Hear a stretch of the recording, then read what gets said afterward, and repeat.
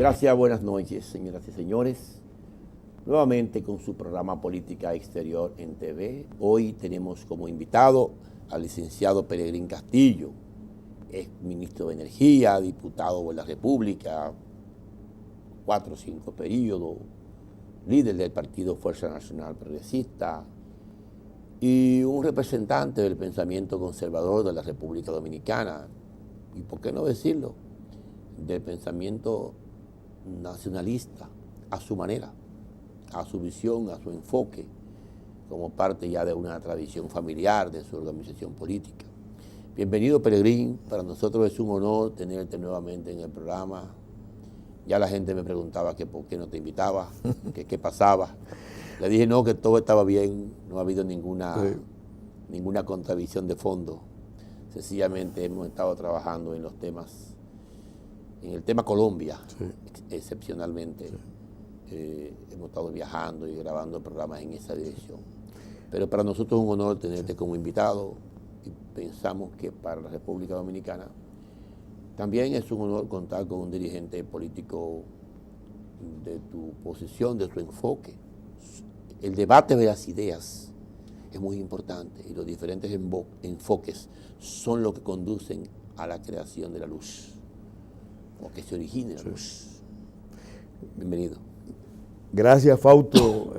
Me siento muy complacido de estar aquí en tu compañía, nueva vez en Política Exterior, enviándole un saludo a los amigos y amigas de tu público, de este programa. De nuestro público. Sí, nuestro público, que realmente se interesan en un tema que siempre es relevante para cualquier nación, entender lo que pasa en el entorno exterior, global, regional, insular, para una nación como la República Dominicana es fundamental. Y yo te felicito de nuevo por este esfuerzo que tú haces, tanto para ayudarnos a entender lo que está pasando en el mundo, en el continente nuestro, como también para que a partir de esa comprensión podamos estar en mejores condiciones de formular política exterior de Estado, porque el país necesita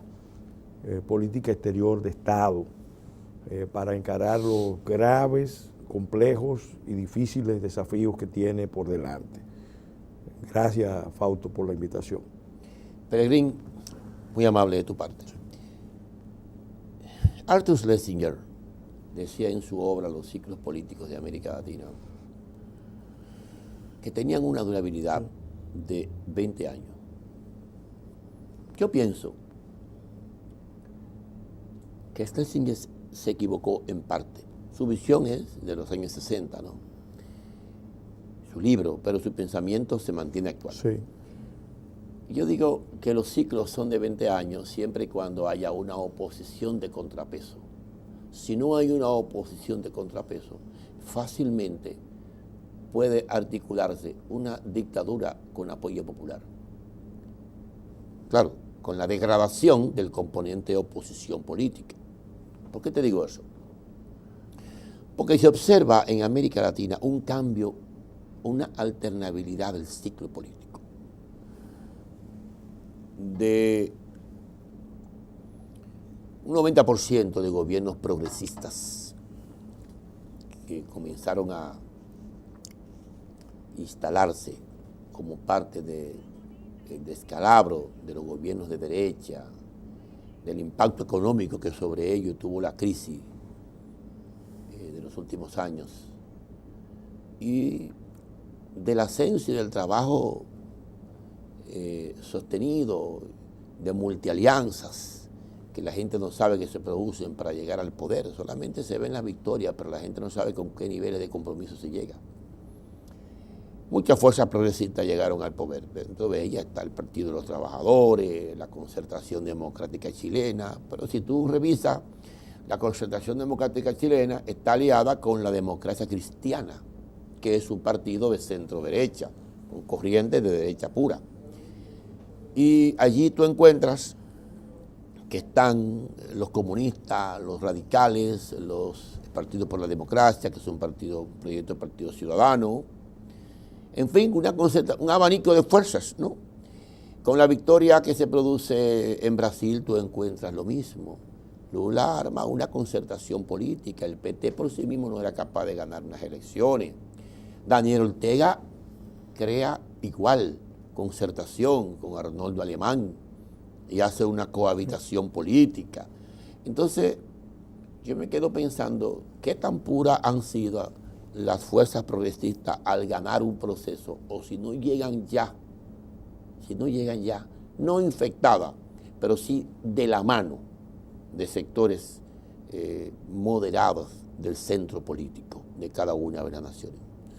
Yo observo, por ejemplo, un equilibrio en Perú, en Brasil, aunque de una manera irregular, aunque de una manera violatoria al sistema institucional. Pero bueno, tenemos un presidente de derecha. Lo mismo se ve venir en Chile, donde Sebastián Piñera parecería que va a ganar las próximas elecciones. Y en Venezuela, la propia oposición política, que parecía tener un camino ya labrado, ella misma ha ido creando sus propios hándicaps, con la fragmentación, con la división, con la desarticulación del MUD, ¿entiendes? Y la necesidad de la reconstrucción de un nuevo aparato opositor. Entonces, yo te pregunto, ¿estamos ante la transición de un ciclo político en América Latina o estamos ante la llegada de un ciclo conservador? Partiendo lógicamente de la victoria de Donald Trump, que es el primer punto a seguir. Teníamos dos pensamientos, bueno, un poco más liberal con la Hillary Clinton y en este caso un poco más ultraconservador con el presidente Trump, ¿no? Entonces de allí parte todo. Sí. Contrario sucede en México, donde pasamos posiblemente de un régimen de centro como este del PRI, pero con componentes progresistas, a un régimen ya más de izquierda con Manuel Andrés López Obrador, que se visualiza como el futuro presidente de México sí, próximamente. Entonces yo te pregunto, ¿qué es lo que está ocurriendo en América Latina? ¿Es una alternabilidad del pensamiento o es una transición hacia el centro político? Mira, Fausto, yo creo que en América Latina ciertamente estamos acercándonos a la conclusión de un ciclo político, histórico, pero que se da en un contexto que tenemos que analizar. Recuerda que el Foro de San Paulo se formó en el año propiamente 1999-2000, si mal no recuerdo. No, fue antes. Fue en 1990. En 90. Claro. Fidel Castro percibió el fenómeno que se veía venir del derrumbe de la Unión Soviética y la desintegración del campo socialista. Y anticipándose a lo que iba a suceder, inspiró a la creación del Foro de San Paulo, que lo asumió propiamente el líder histórico del PT, Luis Ignacio Lula da Silva.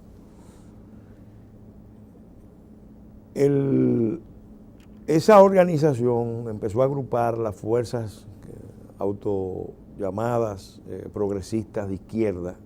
Era un abanico variopinto, donde había desde el Partido Comunista hasta grupos sencillamente de izquierda o progresistas. Hasta grupos en armas. Grupos en armas. Y evidentemente fue una buena previsión porque en 1991 ya colapsó la Unión Soviética, ya se había derribado el muro de Berlín en el 89. Entonces empezó un proceso en América Latina de enfrentar ya un mundo en el que había una perspectiva de un dominio hegemónico de Estados Unidos. Sin mirar hacia la Unión Soviética.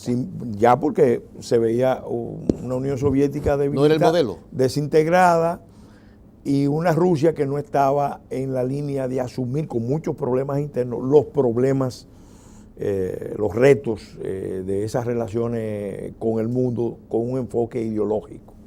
Al contrario, lo que vino fue un proceso donde en la propia Rusia una revisión.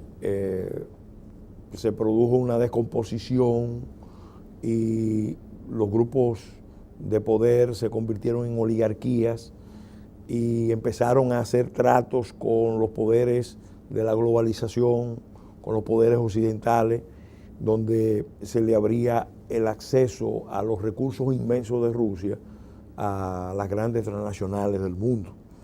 Entonces, ahí se vivió un momento donde empezó a producirse un cambio también en la política exterior de Estados Unidos. Estados Unidos, después de la guerra del Golfo, la primera guerra del Golfo, empezó a soñar con la idea de que iba a haber una hegemonía bajo el control norteamericano, sobre todo a través de los organismos multilaterales. Ahí se les reforzó mucho la idea del multilateralismo y eso tenía que venir acompañado con un cambio de la política exterior americana hacia América Latina. Fíjate que para esa época, ya en el 94, el presidente Bush propone, Bush padre, la creación de la zona de libre comercio de las Américas.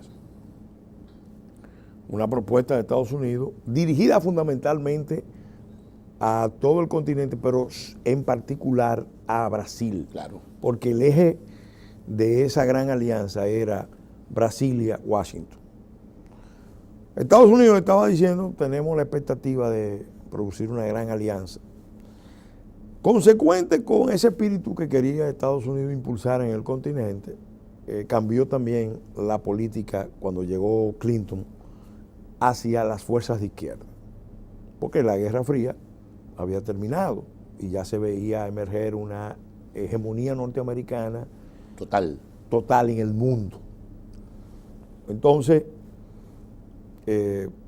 ahí empiezan a producirse cambios, porque las fuerzas de izquierda que no tenían una perspectiva clara de ascenso al poder por la vía electoral, empezaron a confiar en que eso era posible. La primera organización del Foro de San Pablo que llega al poder por una coyuntura muy específica de República Dominicana es el Partido de la Liberación Dominicana. Llega en 1996.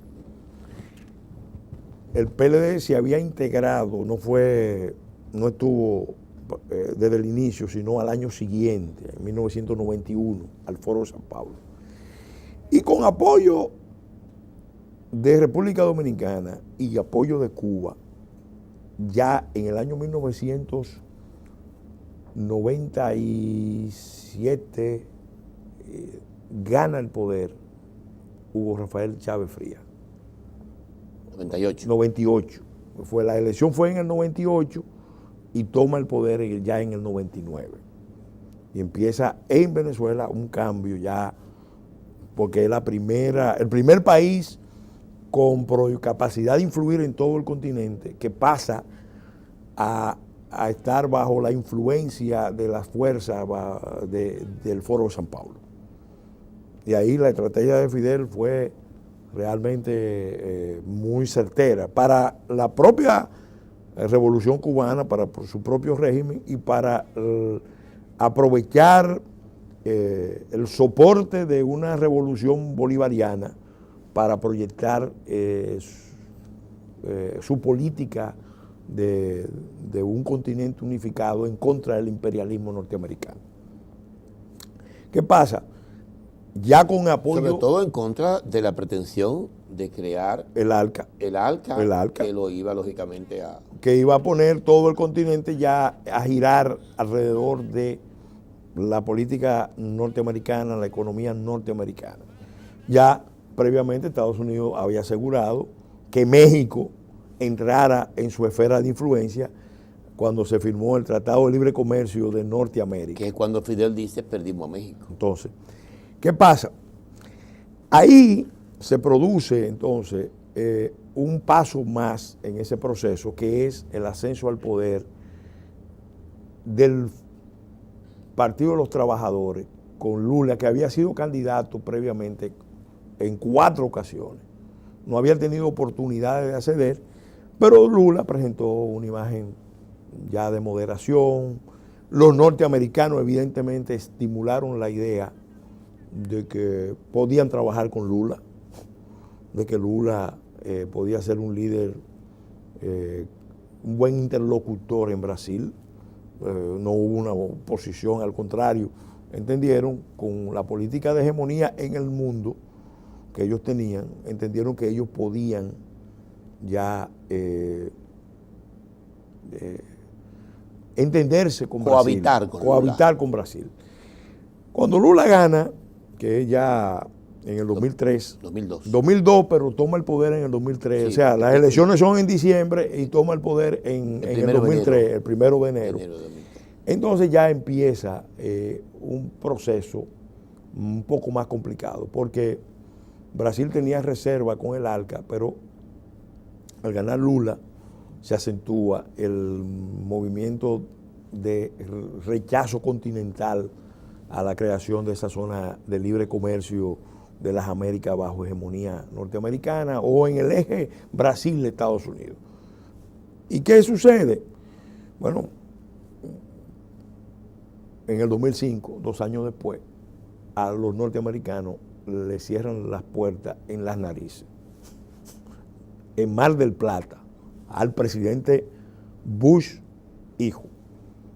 Incluso en un escenario imprevisto, porque él no estaba considerando la posibilidad de que en ese encuentro se cerrara la posibilidad del ALCA.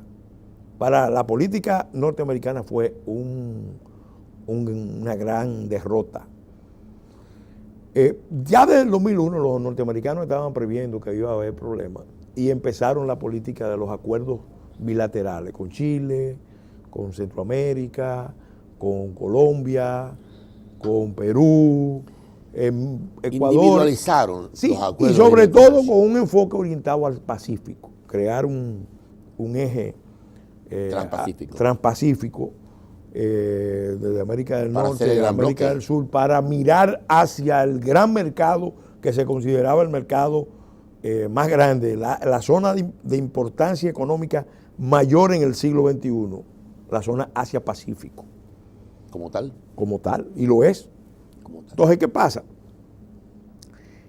Ese proceso se va dando y se van generando las contradicciones entre Estados Unidos, el continente latinoamericano. En todo ese proceso hubo un ciclo de precios altos. La guerra de Irak no ayudó mucho la imagen política de Estados Unidos. La Segunda Guerra, el ataque del 9/11 demostró la vulnerabilidad de Estados Unidos, lo arrastró a conflictos innecesarios. Bueno, la guerra en Afganistán era necesaria, pero con Irán no era necesaria. Impopular e innecesaria. Ellos querían dar una demostración de hegemonía mundial, no en un país marginal como Afganistán, sino en un país, y fue un error en toda la línea, porque terminó desestabilizando hasta el día de hoy la propia economía, esa zona y la propia economía norteamericana. Se hizo sin impuestos. Entonces, ¿qué pasa? Ese escenario realmente coincidió con un ciclo alto en los precios de materia prima, porque esto es muy importante. Tanto Venezuela como Brasil y Argentina, que terminaron siendo los soportes principales de todo el movimiento continental de unificación, que terminó incluso alineando a Brasil con los BRICS. Todo ese proceso realmente entró en crisis cuando empezaron a caerse los precios de las materias primas. Los precios de la energía, los precios de muchos commodities importantes, de productos que exportaba Brasil y Argentina. Y entonces, lo había advertido Huntington cuando había dicho, porque Huntington es un profeta, que en América Latina iba a haber un periodo de incremento de la participación democrática más no necesariamente un fortalecimiento de las instituciones democráticas. Fíjate que todo ese proceso latinoamericano descansó mucho en figuras carismáticas. Claro. Chávez, un militar con un discurso radical, pero con mucho carisma personal. Lula, realmente una persona también con mucho ángel, con mucha historia. Y con mucha conexión con su propio y los pueblo. mismos Kirchner, en la tradición peronista de izquierda, realmente produjeron un efecto de que el continente realmente se estaba transformando. En realidad ellos lograron algo que tenemos que reconocer, una mejor distribución de la renta petrolera, de los ingresos que sus sociedades estaban. Sin embargo, ¿y la política social? En la política social, movilizaron mucha gente que estaba en la pobreza, lo integraron a la clase media, ampliaron los mercados internos. Sin embargo, los problemas estructurales históricos de los países latinoamericanos se quedaron intactos. Siguieron en sus 13. Entonces, ahí es que cuando viene el ciclo de vaca flaca, de precios bajos. No hubo un acuerdo para la articulación de proyectos nacionales con las burguesías locales. Mira, ¿comprende ya? El gran problema, se hizo a partir del Estado solamente. Mira, el gran problema de América Latina, yo eso lo estudié mucho a través de Helio Jaguaribe, un cientista político brasileño, con mucha proyección y reconocimiento internacional, que hablaba de la importancia de que las sociedades contaran con clases dirigentes capaces de armar proyectos nacionales. Él decía, y esto es bueno recordarlo, que en América Latina había 3 tipos de países.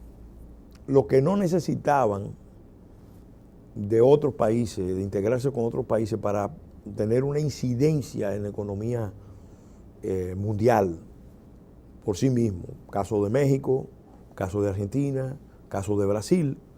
Son grandes espacios, muchos recursos, población importante. Infraestructura, capacidad productiva. Los que sí necesitaban de otros países para integrarse, ahí obviamente estaba Chile, Perú, Colombia, Venezuela, en el enfoque de Jaguaribe, y establecía un tercer grupo de países que él los descartaba a los fines de constituir estados funcionales fuertes, operativos, con capacidad de integración, que eran los países de Centroamérica y el Caribe insular. ¿Por qué? ¿Por qué descartaba Centroamérica y el Caribe insular? Porque él entendía, tenía una visión geopolítica clara de que esto era una zona que después Huntington definió como zona de fractura, donde está Estados Unidos, pero donde también se enfrenta a Estados Unidos los competidores continentales y sobre todo los extracontinentales. Claro, los europeos. Los europeos, los rusos en la Guerra Fría y ahora los chinos. Entonces decía que estos países son muy frágiles para constituir estados funcionales fuertes. Entonces, el problema de América Latina, histórico, es el tema de la funcionalidad o disfuncionalidad de las élites. En los países donde las élites son capaces de ponerse de acuerdo para pensar, actuar, sentir en función de proyectos colectivos, los proyectos nacionales fuertes se traducen en esfuerzos sostenidos, serios, de construcción nacional, de éxitos importantes en las políticas sociales, económicas, en la institucionalidad. El mejor ejemplo es Chile. Fíjate que en Chile se produjo una ruptura en el marco de la Guerra Fría por factores sobre todo externos. Se rompió la institucionalidad y los chilenos encontraron la fórmula de reconstruirla y tienen el proyecto nacional más fuerte de América Latina. Hay países donde no existe eso, que el mejor ejemplo es Haití, que desde sus inicios tiene problemas serios de construcción nacional, de integración, de visión nacional. Y entonces En el resto de los países de América Latina, en mayor o menor medida, hay problemas serios, porque las élites empresariales, políticas, intelectuales, no terminan de asumir la función, el rol de articular un proyecto nacional. ¿Qué pasa? Cuando un país se está conectando con la economía internacional, si sus posibilidades de éxito van a depender mucho de sus fortalezas internas.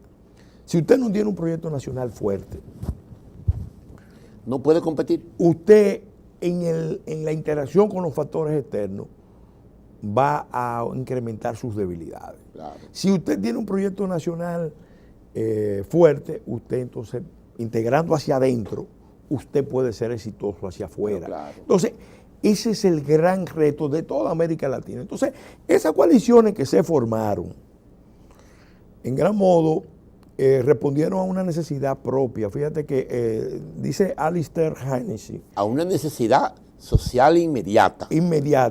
Los procesos de urbanización en América Latina son muy intensos, pero hay una disociación entre el proceso de urbanización y el proceso de industrialización. Totalmente. Entonces, ¿qué pasa? Los partidos populistas históricamente, y el peronismo es el mejor ejemplo, los partidos populistas surgen por la necesidad del orden político de integrar, canalizar, encuadrar a esas masas que emigraron de la zona rural a la zona urbana y darle un espacio. Y no tienen espacio de participación en la vida ciudadana, en la vida económica del país. Claro. Entonces el Estado se convierte en el receptor de esos sectores a través de una política paternalista, asistencialista, que lejos de superar la pobreza, lo único que hace pero que no genera riqueza. No genera riqueza. Y que no genera calidad de vida tampoco. Entonces, esa es la gran contradicción. Amortigua. Aquí, en República Dominicana, eso es claro,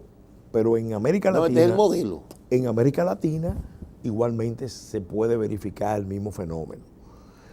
Entonces. México lo practicó por muchos años. Claro. Por ahora, 75 ¿qué años. está pasando ahora? Bueno, yo creo que el ciclo político que favoreció el ascenso de esos grupos, porque son tantos años en el poder, en el caso del PLD son 20 años. Claro. Que entonces pero surge una necesidad de hacer un cambio. Ahora, eso no va a operar por generación espontánea. Tú lo dijiste. Podría perfectamente darse la coyuntura de que haya un entorno exterior que ha cambiado y ha cambiado y está cambiando. Todavía no podemos decir de manera definitiva, pero dado la magnitud de la crisis global, regional y en el caso nuestro insular, si internamente no hay capacidad de articular una fórmula alternativa, las posibilidades de que se reproduzca en el poder el esquema de dominación de un partido hegemónico, de un partido líder, por incapacidad de la oposición o de fuerzas de la sociedad civil o de fuerzas de dirección que no entienden las implicaciones que tiene el debilitamiento del proyecto nacional. Entonces, eso es una realidad. Tú tienes mucha razón cuando planteas que esa es una posibilidad. Una. De todos modos, sí, para poder continuar con ese y otros enfoques sobre los ciclos políticos de América Latina, hagamos una pausa y continuamos. Hoy con Peregrín Castillo en su programa Política Exterior. Volvemos.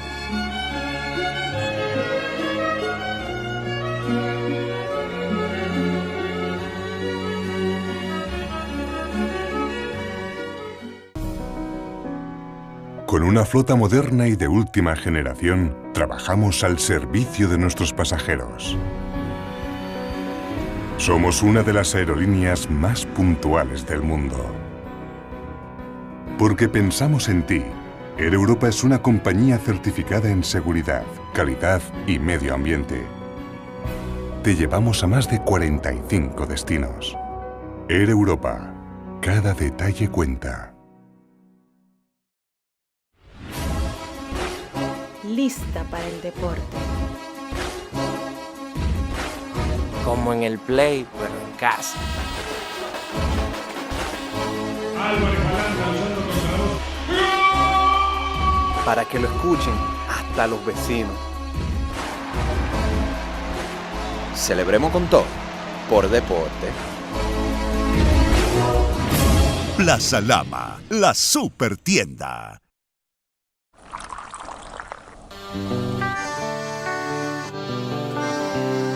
Desde mi ventana veo todo un pueblo, veo sus raíces y sus tradiciones, y siento el aroma ese que enamora, que nos da la fuerza, sabor a café.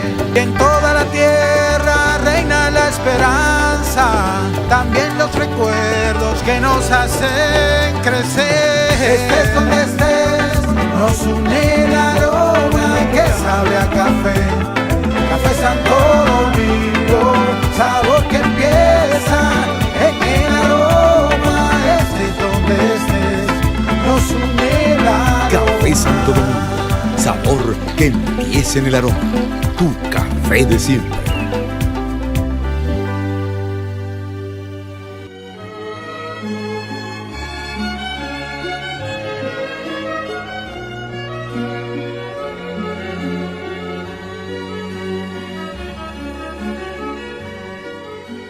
Gracias nuevamente con nuestro invitado de hoy, Peregrín Castillo, en su programa Política Exterior. Licenciado Castillo, hay elecciones municipales en Nicaragua que le acaba de ganar el Frente Sandinista con un 85%. Como ejemplo, precisamente, de una ausencia opositora. Sí. Pero vienen comicios en Chile, vienen comicios en Colombia en el mes de mayo del año 2018. En Chile es ahora en diciembre, la segunda vuelta. Vienen comicios en México, donde se advierte una gran batalla política entre todas las fuerzas. Allí se prevé una alianza del PAN con el PRD mexicano. O sea, el progresismo va a enfrentar al progresismo aliado con la derecha, lo cual le facilita un poco la vida a López Obrador, cuyo jefe de campaña en México se dice que es Donald Trump, ¿no? Se dice que Donald Trump por el tema de la contradicción con México, y la gente quiere una voz contundente en términos nacionalistas. Luego hay elecciones en Venezuela, también presidenciales, y se inicia la batalla política ya en República Dominicana a finales del 2018. Los índices de estudios sociales dicen que la concertación política en Chile va a perder. Que tiene un periodo. Lo que dice es que en Colombia, donde no hay una presencia activa de la izquierda, a excepción del Polo Democrático y del Partido Verde, la batalla será entre los correligionarios del expresidente Uribe y Humberto Belacalle, el gran negociador de la paz con las FARC, pero proveniente del Partido Liberal y apoyado por un presidente conservador como lo es el presidente Santos. De manera que en México se prevé una batalla política fuerte con el ministro de Salud del gobierno mexicano, que parece ser la ficha que va a confrontar al presidente, a López Obrador, al ex alcalde capitalino López Obrador. Y aunque no es un hombre del equipo gobernante de Peña Nieto, es la carta que le queda, es el equivalente a un Cedillo, ¿no? No era el hombre indicado, pero era lo único que salvaba a Salinas de la tragedia después de la muerte de Colosio.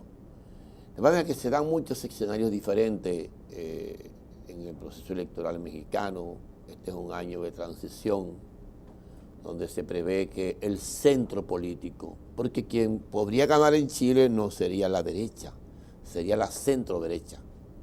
Piñera no encabeza a la derecha, pero entró a la derecha. hay bloque, todavía... un bloque, Renovación Nacional, UDI, sí, históricamente. Sí, pero la manera de gobernar de Piñera no es tanto hacia la ultraderecha, es más hacia el centro político, porque se hace ingobernable Chile. Pero lo mismo pasó en Argentina, porque Macri gana precisamente porque, a pesar de que es una imagen empresarial y un hombre de derecha, sin embargo se mantiene abierto al diálogo. Sí, pero gana... Y trabaja alianzas. Sí, pero hace una alianza con gente del propio movimiento peronista. Ahora ganó. No, hace una alianza con el Partido Radical Argentino, el partido histórico de Ricardo Balbín, que es el partido contradictor del peronismo, recuérdalo. No, y hay y sectores del peronismo apoyaron. Corrientes del peronismo apoyaron a Macri. Corrientes, lógicamente, porque... El peronismo es demasiado grande. El peronismo es todo. Una vez yo te conté que el presidente Santos le preguntó a Cristina que cómo funcionaba ese partido y ella le dijo, bueno, aquí tenemos de centro, tenemos de derecha, tenemos de izquierda. Y entonces Santos le dijo, bueno, pues yo puedo ser peronista. Sí. Y él le dijo, claro, cómo no. De manera que, ¿qué tú piensas que va a suceder en este fin de 2017 y en este 2018 en América Latina? O sea, no en términos de resultados electorales.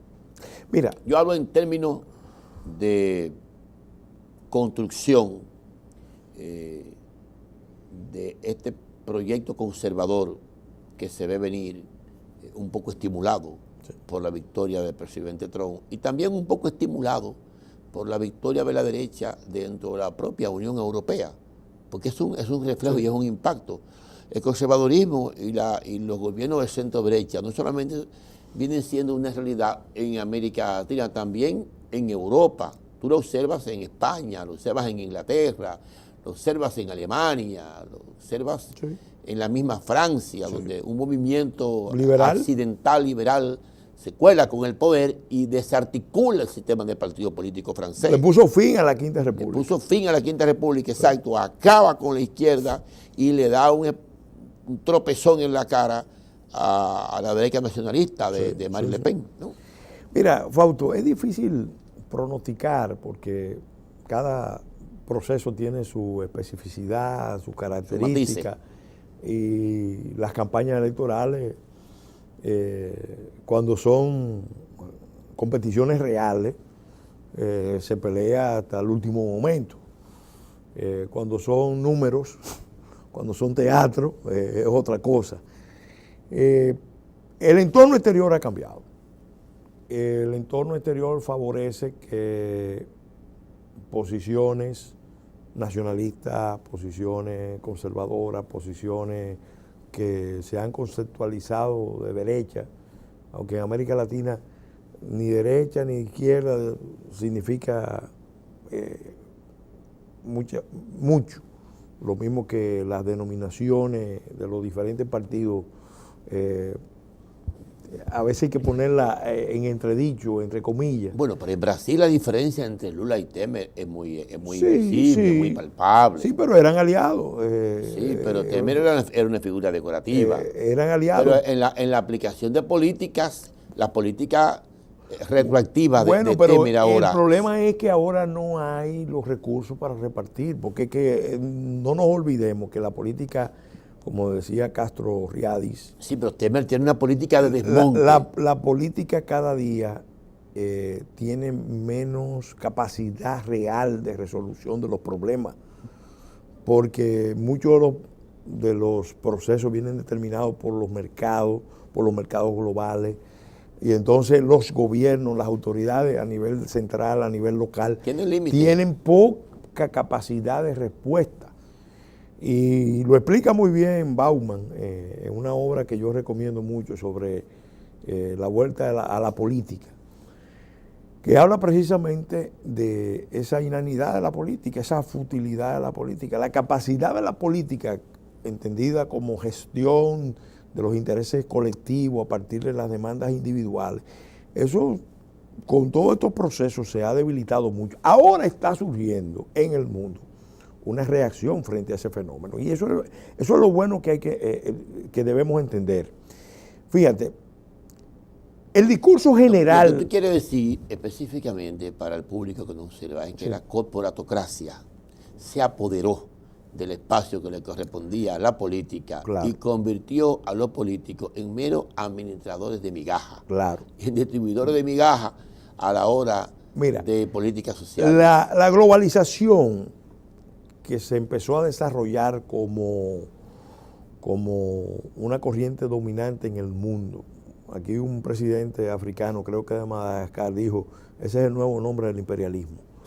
En una cumbre de los ACP, me gustó esa definición. La globalización... No andaba muy lejos, La globalización tenía varios soportes. El poder de los Estados Unidos en todos los campos, el poder de Europa en todos los campos, el control de los mecanismos multilaterales, de los organismos multilaterales, y sobre todo una ideología. Que le decía a todos los pueblos del mundo. Pero era inevitable además. Sí, pero espérate, ahí es que viene el trasfondo ideológico. Cuando tú empiezas a decir que es inevitable, que es inexorable, que las fronteras desaparezcan, que, ese es otro tema. Que las identidades... No, porque es una globalización... Sin control no es inevitable. ¿Qué es lo que pasa? Ese enfoque era la globalización fue lo que creó organizada por los mercados. Ahí fue. Organizada por los mercados, por las tecnocracias. Por las plutocracias. Por las plutocracias, élites globales en la sombra, manejando los grandes movimientos. Como el Club de Bilderberg. Entonces, ¿qué pasa? Ellos tenían la idea de que esa visión era irreversible. Yo creo que empezó a revertirse cuando Rusia elige a Putin. Claro, le puso un control. Putin, una figura representativa del establishment ruso, un coronel de la KGB,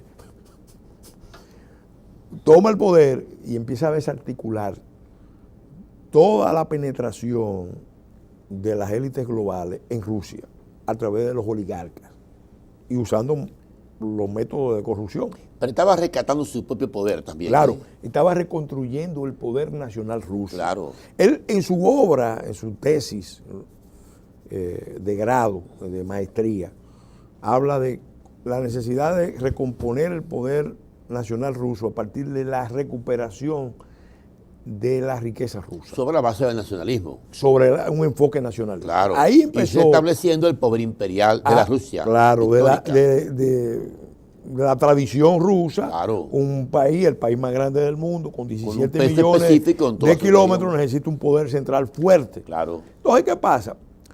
Yo creo que Occidente, concretamente la Unión Europea y los mismos norteamericanos, manejaron muy mal la relación con Rusia.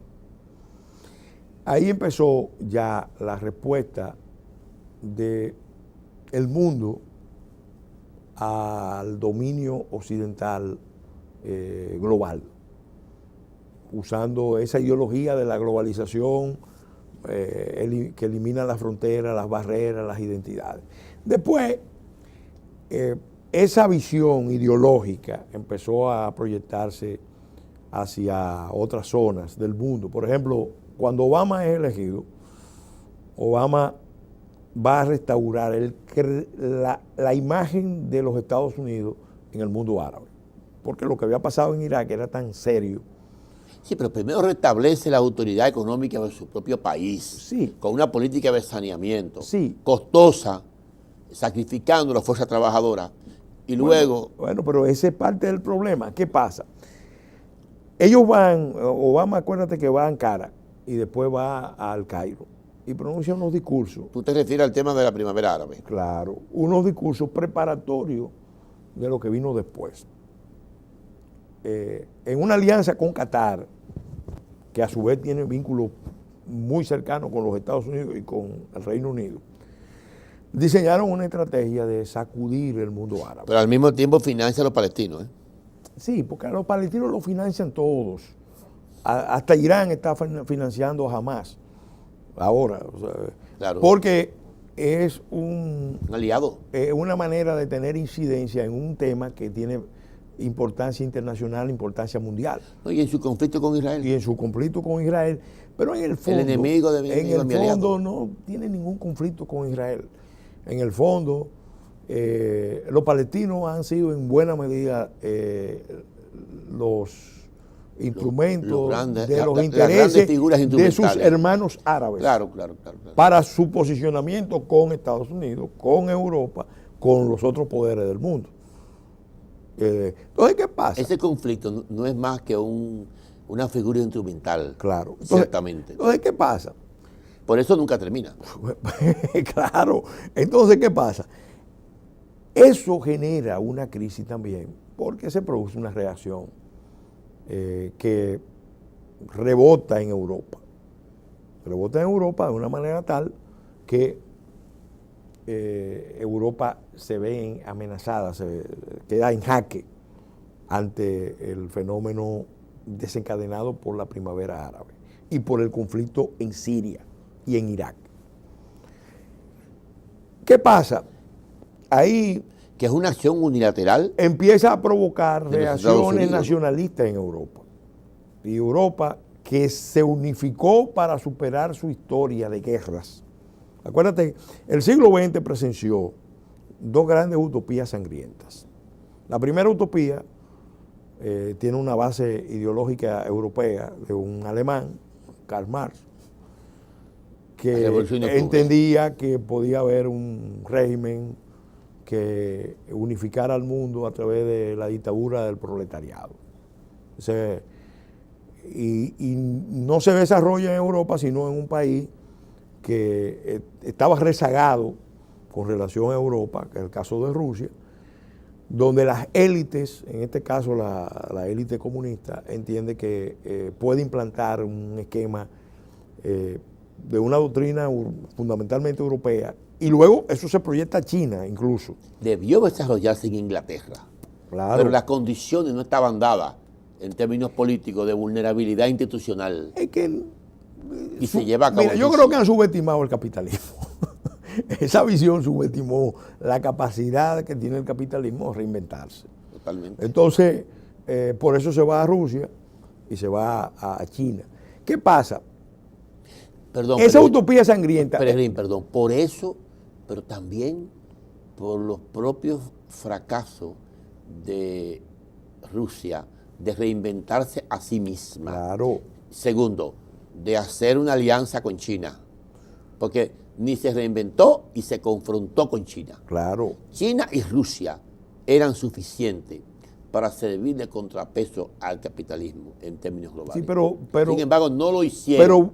Se dejaron dividir, se confrontaron, no invirtieron en tecnología, no se pusieron al tanto en términos económicos y fueron víctimas de sus propias políticas erradas. Mira, Fausto, la primera utopía sangrienta, porque quiero acabar el concepto, fue imponerle al mundo un nuevo orden sobre la base de la lucha de clase y el predominio final del proletariado en el mundo. No hay fronteras, fíjate que era una visión parecida, coincidente con la globalización, en el discurso de que los proletariados del mundo se van a unir y van a derrocar el dominio de la burguesía a escala planetaria.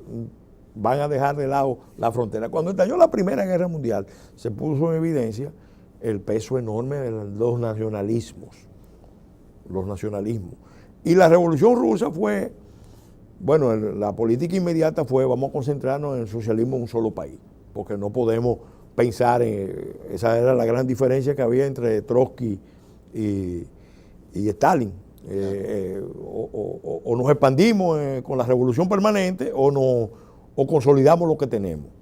Entonces, eso le costó a la humanidad, esa utopía sangrienta, porque era una utopía, pero sangrienta, impuesta con una dictadura, le costó a la humanidad millones de muertos.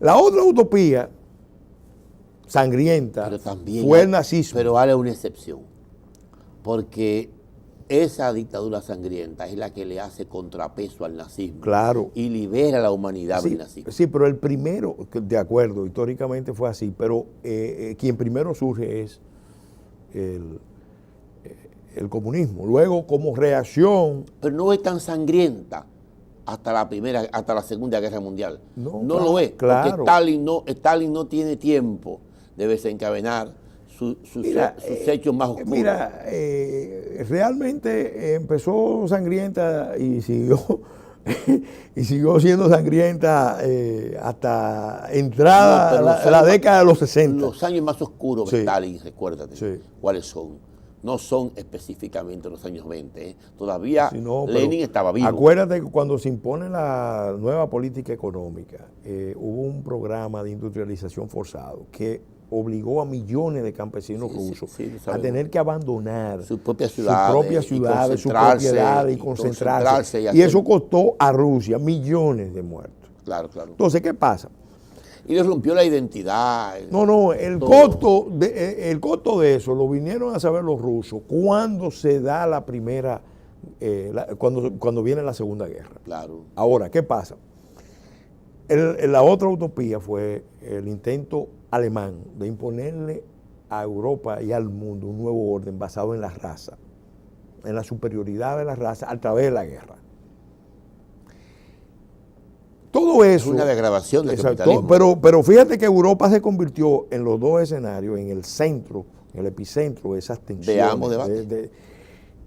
Como resultado de la guerra, de la catástrofe de la Segunda Guerra, se empieza a producir la construcción europea para tratar de superar la idea de que se podía lograr la unificación por la violencia, por la guerra, o por el principio de superioridad, o por principio de clase. Y la construcción europea es eso.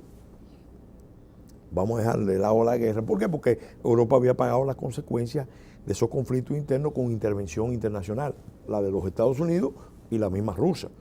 La mitad de Europa quedó bajo influencia rusa y la otra mitad bajo influencia norteamericana. Entonces los europeos quisieron unirse para reconstruir su poder nacional, o por lo menos supranacional. Y empezaron a crear ese espacio que se conoce como Unión Europea. ¿Qué pasa? Ese es un actor clave en los procesos de integración con mira a la globalización. Cuando vienen las crisis globales, y esas crisis globales empiezan a repercutir en la Unión Europea, entonces se debilitan los cimientos de la construcción europea. Y por eso es que en los últimos 10 años los movimientos nacionalistas en Europa han ido ganando terreno y se produce el fenómeno del Brexit. Los ingleses nunca estuvieron plenamente en la Unión Europea, pero parece que estaban anticipando. Económicamente no. No. Su moneda nunca y estaban anticipando los conflictos que podían sobrevenir en Europa por las reacciones nacionalistas, porque los ingleses históricamente han sacado muchas ventajas de su política independiente. Acuérdate lo que decía Donoso Cortés, que el mundo tenía dos razas, la raza humana y la raza inglesa. Sí, ya tenían su propio conflicto interno con los escoceses.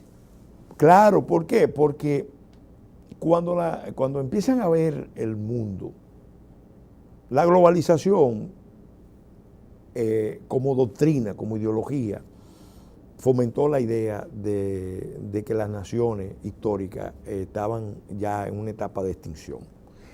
Y eso lo único que provocó fue un debilitamiento de las naciones históricas y el fortalecimiento de los regionalismos los nacionalismos locales. Claro. Entonces, pasó en Canadá. Claro, y fíjate que Europa tiene un doble criterio para abordar este tema. Por ejemplo, cuando Eslovenia y cuando Croacia decidieron separarse de la antigua Yugoslavia. ¿Lo fomentó? Lo fomentó. Alemania concretamente fomentó la separación. Pero claro. Y cuando vino el conflicto en Kosovo, la posición europea lo creó, lo incentivó para producir una secesión. Sí, pero al mismo tiempo tomaron la decisión de expandirse hacia el este. Y de empezar a estimular los nacionalismos del este europeo. El caso de Ucrania, porque no nos olvidemos, el conflicto de Crimea está ahí. El conflicto, la zona de fricción de Rusia con Europa es Ucrania y los países bálticos. Voy a hacer un interregno, Peregrín. Sí. Crimea siempre fue rusa. Exacto. Crimea es una concesión que le hace Nikita Khrushchev a Ucrania en los años 50, Claro, bajo claro. el entendido de que Ucrania nunca sería capitalista, pero culturalmente, económicamente, Es rusa, políticamente, es rusa. Lo que hace Putin es que rescata lo que había prestado. Pero Putin nunca hubiera hecho eso. Lo que hizo Khrushchev. No, Putin nunca hubiera forzado la crisis en Crimea si Europa no hubiera tratado de alinear a Ucrania. Claro. Lo que recomendaba Kissinger era que tanto Ucrania como Finlandia Sigue siendo la zona de contrapeso. fueran una zona de amortiguamiento de Rusia. entre Rusia y Europa, claro, entre Rusia y Occidente. Pero no un enemigo frontal. Sí, Europa empieza a estimular el nacionalismo ucraniano. Buscando la independencia del gas. Y lo mismo con Georgia. Claro. Y lo mismo con Georgia. Claro. Entonces, la respuesta rusa es estimular el secesionismo de Abjasia y Osetia. En otras palabras, han empezado a liberar los demonios. Ya tú empiezas a ver los efectos, por ejemplo, en España.